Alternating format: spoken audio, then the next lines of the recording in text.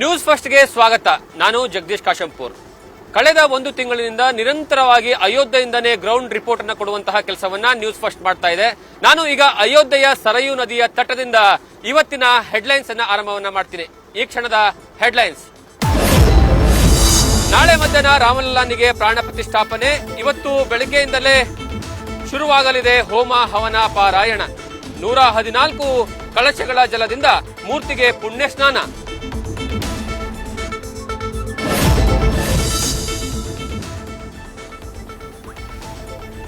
ರಾಮನೂರಿನಿಂದ ಹರಿದು ಬರುತ್ತಿದೆ ಜನಸಾಗರ. ಅಯೋಧ್ಯೆಯ ಹೊರಗೆ ತಡೆಯುತ್ತಿದ್ದಾರೆ ಪೊಲೀಸರು. 3 ಲಕ್ಷಕ್ಕೂ ಹೆಚ್ಚು ಜನ ಅಯೋಧ್ಯೆಯಲ್ಲಿದ್ದಾರೆಂಬ ಅಂದಾಜು.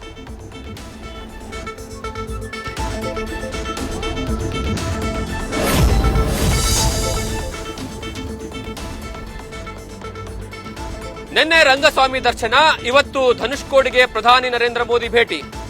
ರಾಮ ಹೋದ ಸ್ಥಳಗಳಲ್ಲಿ ದರ್ಶನ ಮಾಡುತ್ತಿರೋ ನಮೋ.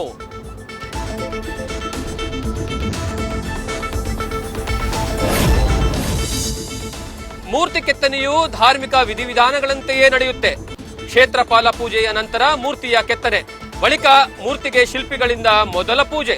ಶಿಲ್ಪಶಾಸ್ತ್ರದ ಬಗ್ಗೆ ನ್ಯೂಸ್ ಫಸ್ಟ್ ನಲ್ಲಿ ಶಿಲ್ಪಿ ಶಾಸ್ತ್ರಜ್ಞ ಅಣ್ಣಪ್ಪ ಆಚಾರ್ ಮಾಹಿತಿ.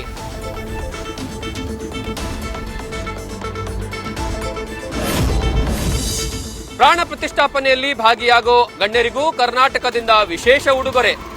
ಜಾಗೃತಿ ಕಲಾವಿದ ಸಚಿನ್ ಸಿಂಗ್ಗೆ ಕೈಯಲ್ಲಿ ನರಳಿದ ರಾಮಲಲ್ಲಾ ಮೂರ್ತಿಗಳ ಗಿಫ್ಟ್. 4 ಇಂಚಿನ ಒಂದೊಂದು ಮೂರ್ತಿ ಕೆತ್ತನೆಯಲ್ಲೂ 12 ಗಂಟೆ ತೆಗೆದುಕೊಂಡ ಶಿಲ್ಪಿ.